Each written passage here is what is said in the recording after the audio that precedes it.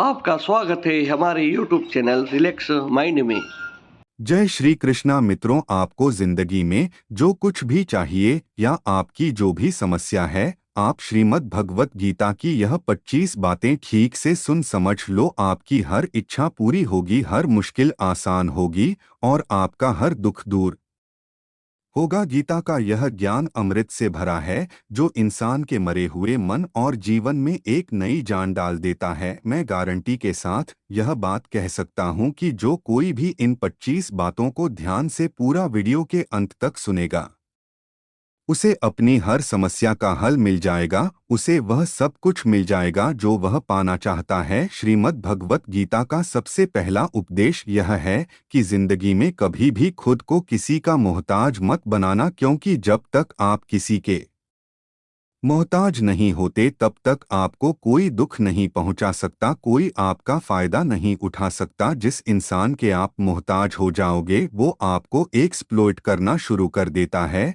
जिस दिन आपने अपने जीवन को किसी का मोहताज बना दिया, उसी दिन से आपको उसकी गुलामी करनी पड़ती है। औरों की तो छोड़ो, जो लोग अपने नौकरों के काम वाली भाइयों के मोहताज हो जाते हैं तो उनका सब कुछ सहना शुरू कर देते हैं, क्योंकि उन्हें पता होता है कि आपका काम उनके बिना चल ही नहीं पाएगा और आप खुद से खुद का काम कर नहीं पाएंगे और दूसरा कोई आपको मिल नहीं रहा तो उनका आपको परेशान करना शुरू हो जाता है। लेकिन जब उन्हें यह समझ आता है कि आप अपना काम खुद कर सकते हैं, आपको दूसरे 1000 ऑप्शन मिल सकते हैं, तो वह चुपचाप अपना काम करेंगे। अब अगर आप कोई ऐसी नौकरी करते हैं जहां आपके बॉस के गलत होते हुए भी आप उसका टॉर्चर सहते रहते हैं, तो आपको पता होता है कि आप उसके मोहताज हैं और वह उसका पूरा फायदा लेता है।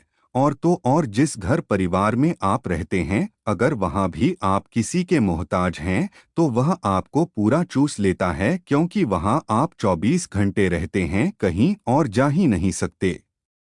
आपके सर पर चढ़ के नाचेगा वह इंसान और आपको पूरी तरह से अपने कंट्रोल में रखेगा। लोगों को बहुत मजा आता है अपने से कमजोर इंसान को अपने कंट्रोल में रखने के। आप चाहे 1000 उनके लिए अच्छा करो, चाहे हर वह काम करो जिससे उन्हें खुशी मिले, पर ऐसे लोग आपकी गर्दन को दबा रखते हैं। आप में अगर कुछ प्रतिभा है तो आपके पंख ही काट दिए जाएंगे। हर वो कोशिश की जाएगी आपके साथ जिससे आप जिंदगी में कभी आगे ही ना बढ़ पाओ। किसी का मोहताज होना मर जाने से भी बदतर होता है। मोहताज जी आपको गुलाम बनाकर रख देती है। आपने कभी गौर किया कि आपकी जिंदगी वही लोग खराब करते हैं जिनके आप मोहताज हो जाते हैं? आपका सारा दुख वहीं से आता है जिसके आप मोहताज होते हैं। मोहताज सिर्फ शरीर या काम की नहीं होती, सबसे बड़ी मोहताज मन की होती है कि जिंदगी में कोई हमें चाहिए, हमें संभालने के लिए, नहीं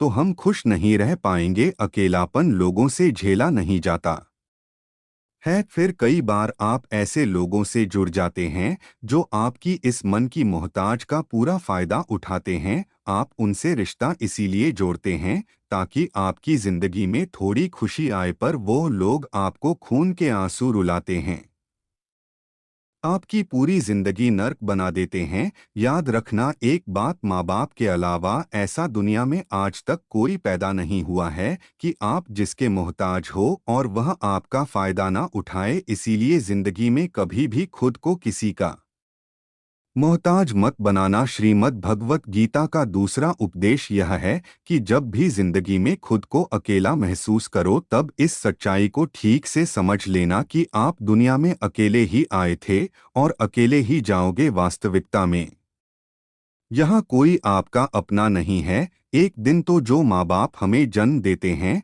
वह भी हमें अकेला छोड़ कर चले जाते हैं, तो औरों से तो उम्मीद ही क्या करना। यदि कोई आपका साथ छोड़ दे तो याद रखना कि वह ईश्वर सदा आपके साथ है, वह कभी आपका साथ नहीं छोड़ता। गीता में श्री कृष्ण ने अर्जुन से कहा कि चाहे कोई मनुष्य मुझे माने या ना माने, लेकिन मैं इंसान का साथ कभी नहीं छोड़ता, क्योंकि यह सब मेरी ही संतानें हैं। ममवाच जीव लोके जीव भूत सनातन मनुष्य स्नी इंद्रियानी प्रकृति स्थानी कर्ष इंसान को ईश्वर का ही अंश कहा गया है, इसलिए मनुष्य को ईश्वर की संतान कहा जाता है। इसीलिए आपको अकेलेपन से कभी दुखी नहीं होना चाहिए, कभी डरना नहीं चाहिए, बल्कि किसी गलत इंसान के साथ रहने से डरना चाहिए। एक कहावत है कि something is better than nothing, की कुछ नहीं होने से कुछ होना बेहतर है। लेकिन एक और कहावत है कि nothing is better than nonsense, की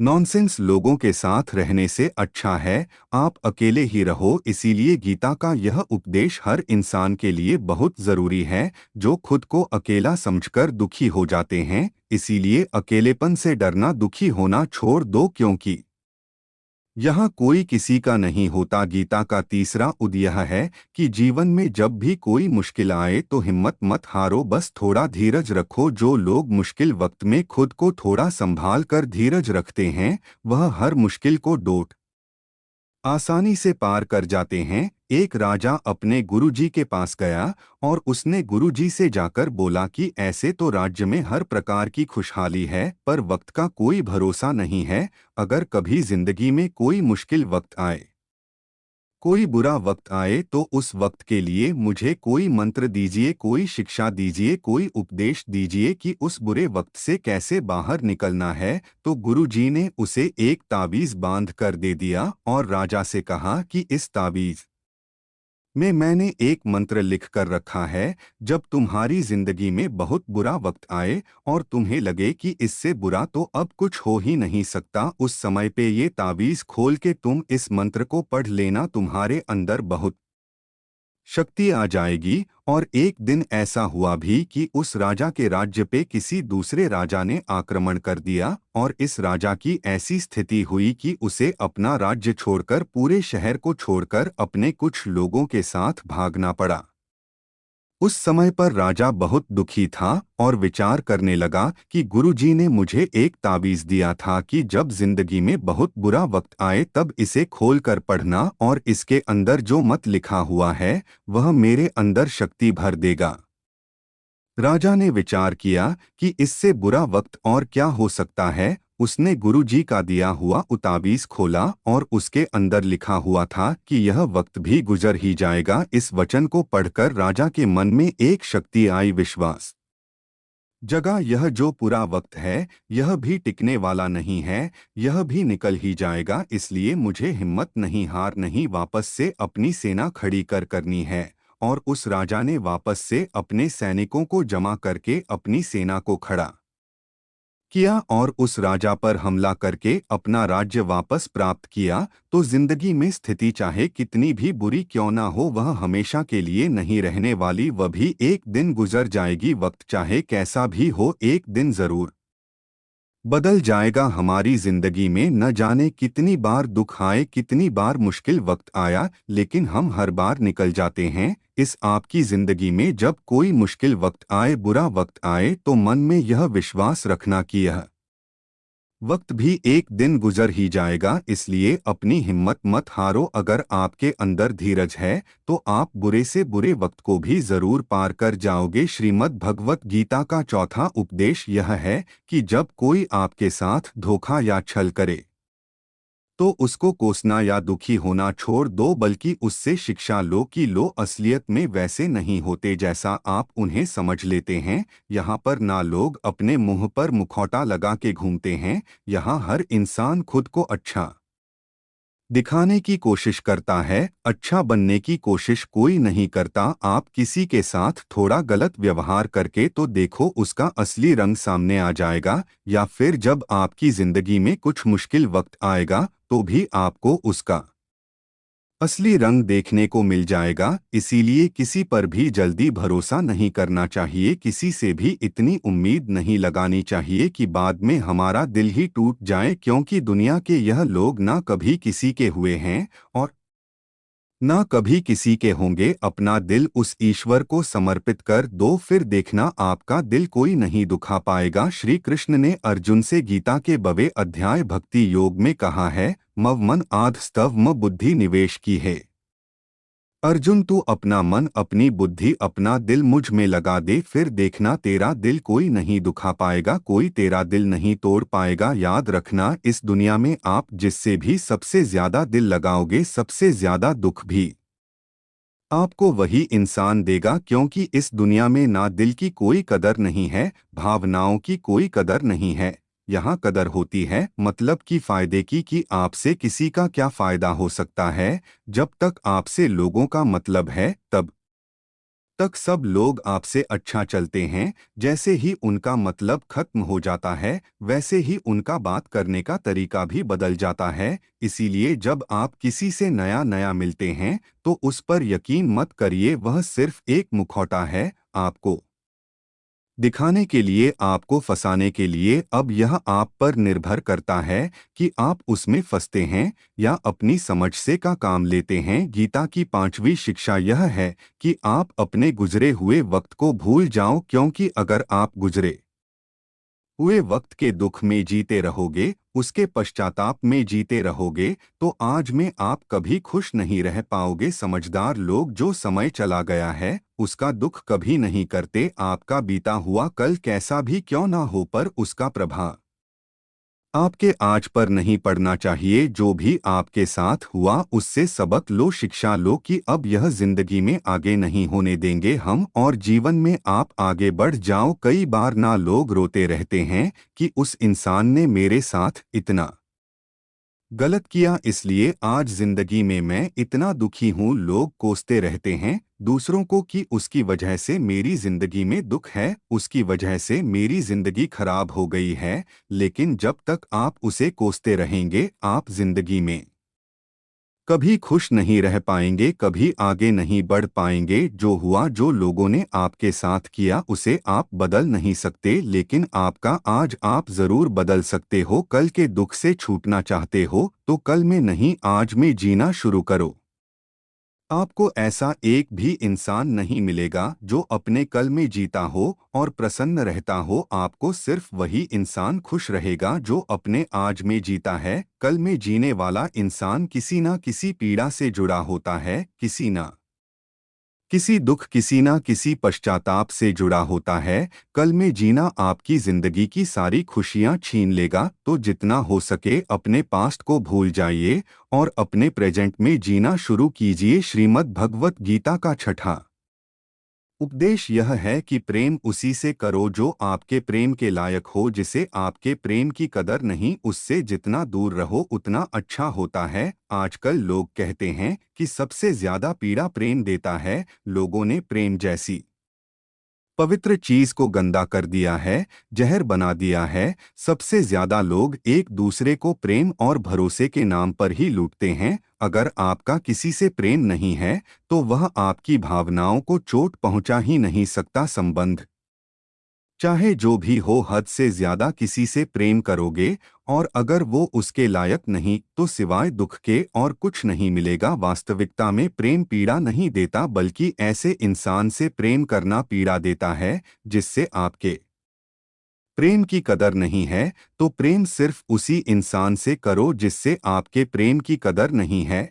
जहां आपको यह एहसास हो जाए कि आपके प्रेम की, आपकी भावनाओं की किसी को कदर तक नहीं है, वहां से आप कृपया करके खुद को दूर ही रखें। गीता का 7वां उपदेश यह है कि हमारे रिश्तेदार ही हमसे सबसे ज्यादा जलते हैं। हमारी सफलता से सबसे ज्यादा दिक्कत हमारे रिश्तेदारों को ही होती है। बाहर वालों को कोई फर्क नहीं पड़ता कि आपकी जिंदगी में क्या हो रहा है, पर जो आपके रिश्तेदार होते हैं उनकी ना पूरी नजर रहती है आपकी जिंदगी पर बाहर से। तो वह यही कहेंगे कि आगे बढ़ो, सफल हो जाओ, खुश रहो जिंद में। पर जब उन्हें आप अपनी सफलता के बारे में बताएंगे, अपनी किसी कामयाबी की खबर उनको सुनाएंगे, तो उसे सुनकर उन्हें बिल्कुल भी खुशी नहीं होती। कई बार सारी दुनिया आपको पसंद करती है, आपके काम की तारीफ करती है, लेकिन आपकी कदर आपके घर में ही नहीं होती। महाभारत का युद्ध बाहर के लोगों में नहीं हुआ था, यह भाइयों के आपस की लड़ाई थी। पांडवों के हर सुख से दुर्योधन जलता था। जब भी पांडव किसी काम में सफल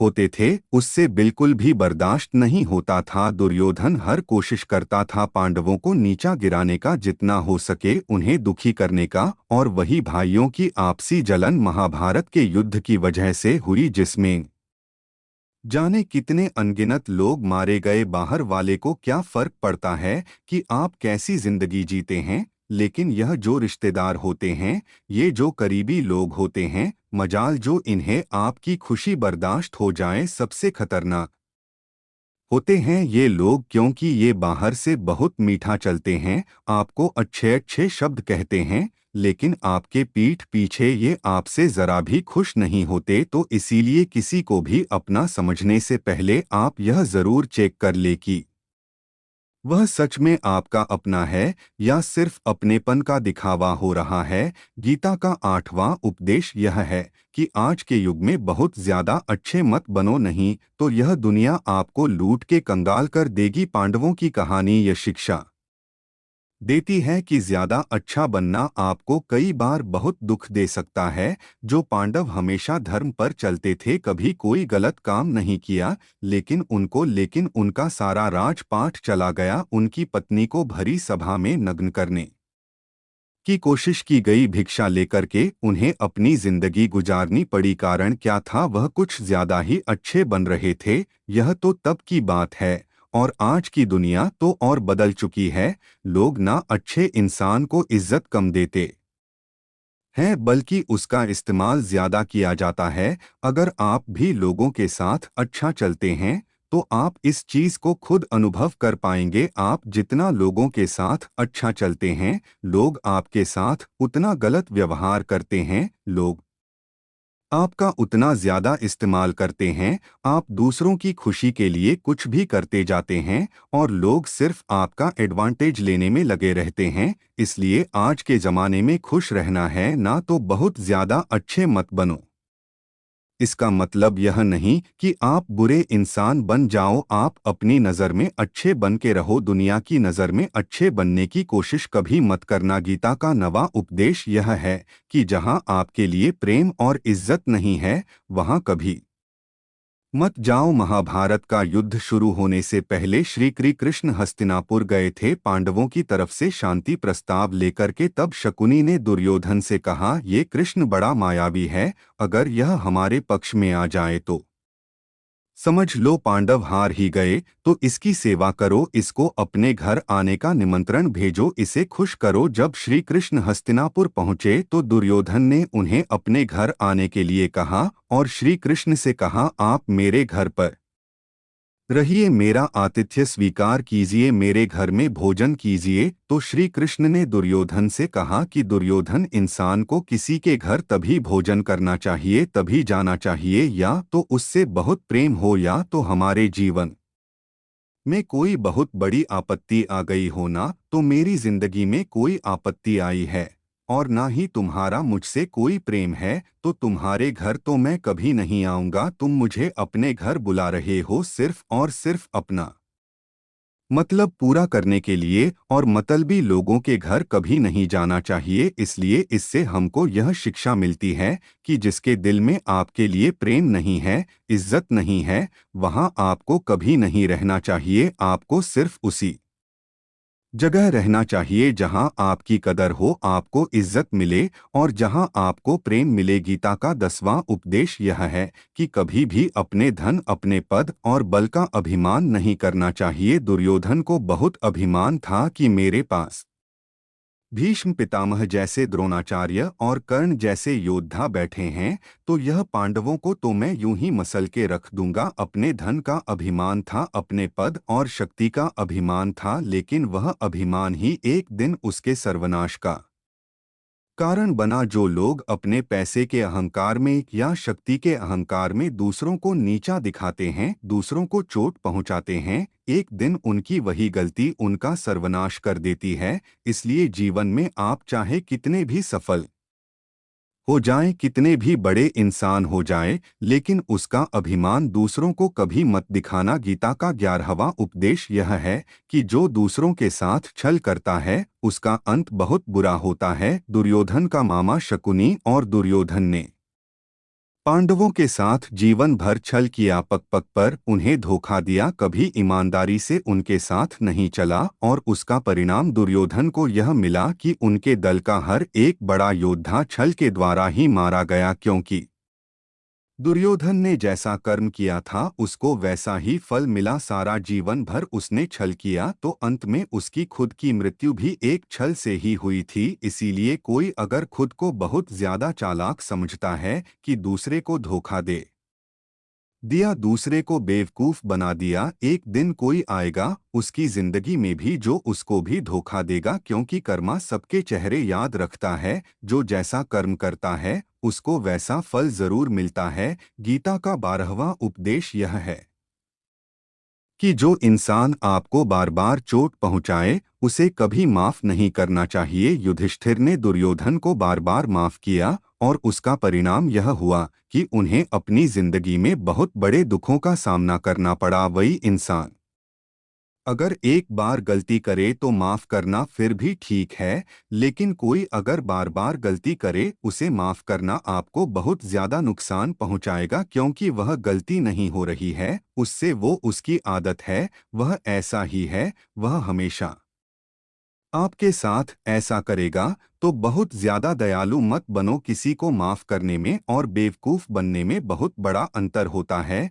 किसी को अगर एक बार आप माफ भी कर रहे हो तो उस इंसान से आप जरूर सावधान रहना। कहते हैं आजमाए कुएं को फिर आजमाना मिट्टी मुंह में डालने के बराबर होता है। जिससे धोखा खाया है, जिससे आपको तकलीफ मिली है, उस परे भरोसा गलती से भी मत करना। तो माफ उतना ही करो जितने में आप बेवकूफ ना लगो। गीता का 12वां उपदेश यह है कि अपनी खुशी और अपना दुख हर किसी के आगे जाहिर नहीं करना चाहिए, क्योंकि लोग आपकी खुशी पर नजर लगा देते हैं और आपके दुख में आपकी हंसी उड़ाने लगते हैं। आपकी खुशी से कोई खुश नहीं होता, लोगों को जलन होती है। हर आंसू आंख में लाया ना करो, हर जख्म सबको दिखाया ना करो। यहाँ लोग हाथ में नमक लिए फिरते हैं, इसलिए अपना हर दर्द सबको दिखाया ना करो। लोग तो बैठे ही हैं दुखी इंसान को और दुखी करने, और जो खुश है उसको तकलीफ पहुंचाने के लिए। रही मन निज मन की व्यथा निज मन राखो ले, अपने मन की हालत अपने तक ही रखो, सिर्फ उसे बताओ जिससे उसे समझने की समझ हो। गीता का 14वां उपदेश यह है, आप चाहे कितने भी अच्छे हो लेकिन अगर बुरे लोगों के साथ रहोगे तो आपका भी वही हाल होगा जो बुरे लोगों का होता है। भीष्म पितामह एक ब्रह्मचारी थे, धर्मात्मा थे, लेकिन वह अधर्म के पक्ष में खड़े हो गए। द्रोणाचार्य भी एक ब्राह्मण थे, लेकिन वो अधर्म के पक्ष में खड़े हो गए, तो अंत में उनका वही हाल हुआ जो एक अधर्मी इंसान का होता है। उनको मृत्यु के समय भयानक पीड़ा का सामना करना पड़ा। इसलिए गलत संग में कभी नहीं रहना चाहिए, क्योंकि कई बार आपको उनके संग में रहने की वजह से उनके ही कर्मों की सजा मिलने लगती है। फिर आपको समझ नहीं आता कि मैंने तो कुछ किया भी नहीं, मैं तो खाली इनके साथ रहता हूँ, मुझे दुख क्यों मिला। बुरे लोगों का संग आपकी जिंदगी में कभी खुशी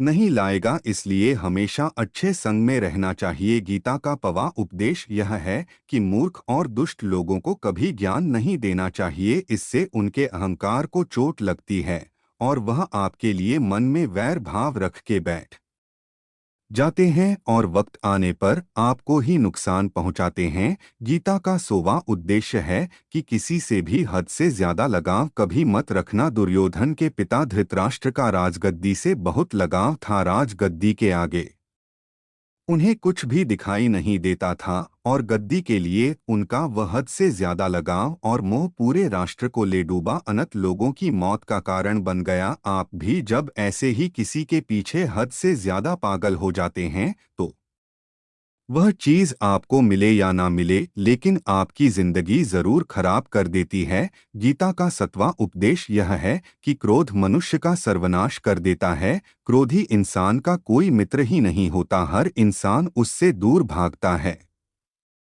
उसके सारे रिश्ते समाप्त हो जाते हैं। जो इंसान अपने क्रोध को नहीं संभाल सकता वो जिंदगी में कुछ भी संभाल नहीं सकता। गीता का 18वां उपदेश है कि अपने मन को शांत रखना सीखो, क्योंकि अशांत मन जीवन में सिवाय दुख के और आपको कुछ नहीं देने वाला, और एक शांत मन आपको जीवन में प्रेम और आनंद ही देगा। दुख और सुख सिर्फ शांत और अशांत मन के परिणाम है। अशांत मन दुख को ही जन्म देता है और शांत मन परम आनंद को जन्म देता है।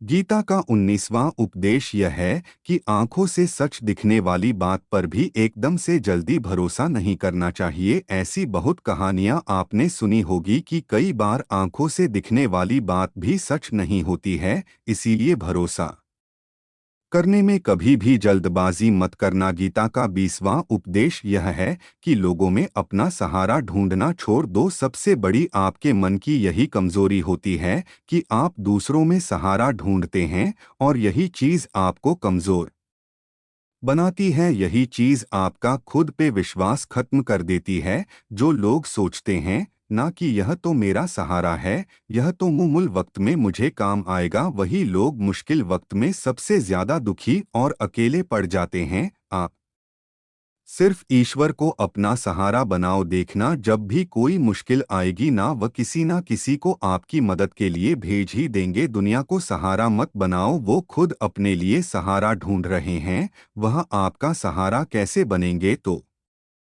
तो अपना सहारा दुनिया को नहीं, ईश्वर को बनाना चाहिए। गीता का 21वां उपदेश यह है कि बहुत ज्यादा मीठे बोलने वालों से और ज्यादा तारीफ करने वालों से सावधान रहना चाहिए, क्योंकि लोग मीठा सिर्फ तभी बोलते हैं जब उनको आपसे अपना मतलब निकालना होता है। आपकी तारीफ ही सिर्फ तभी की जाती है जब उन्हें आपसे अपना काम निकालना होता है। याद रखना कि तारीफ आपको जिंदगी में कभी भी फ्री में नहीं मिलने वाली। अगर कोई आपकी तारीफ कर रहा है तो कुछ ना कुछ उसके लिए आपको चुकाना ही पड़ेगा। इसलिए जो बहुत ज्यादा मीठा बोलते हैं या जो आपकी तारीफ करते हैं, उनसे जरा सावधान रहना चाहिए। गीता का 22वां उपदेश यह है, जो आपके मुंह पर अपनापन दिखाए, आपकी पीठ पीछे आपको नुकसान पहुंचाए, ऐसे लोगों से दूर ही रहना। चाणक्य ने कहा है कि ऐसे लोग उस घड़े की तरह होते हैं जिसके मुंह पर तो अमृत लगा है, लेकिन जिसके भीतर जहर भरा हुआ हो। आप जिसे अमृत सम कर पी जाते है, वास्तविकता में वह जहर ही होता है। विष कुंभम पयोमुखम। तो ऐसे लोगों को जहर की तरह छोड़ देना चाहिए जो अपने पन का दिखावा करें और पीछे से हमेशा आपको नुकसान पहुंचाए। गीता का 23वां उपदेश यह है कि जिस रिश्ते में मर्यादा टूट जाती है, वहां सिर्फ सर्वनाश ही होता है। कोई आपसे बड़ा है या छोटा है, अगर वह रिश्तों में अपनी मर्यादाओं को तोड़ देगा तो वह रिश्ता कभी नहीं टिक सकता। रिश्ता सिर्फ तभी चलता है जब दो लोग एक दूसरे की इज्जत करते हैं, रिस्पेक्ट करते हैं और कभी अपनी लिमिट क्रॉस नहीं करते हैं। आपको यह वीडियो अच्छा लगा हो तो चैनल को सब्सक्राइब करें और कमेंट में जय श्री राधे लिखना ना भूलें। धन्यवाद।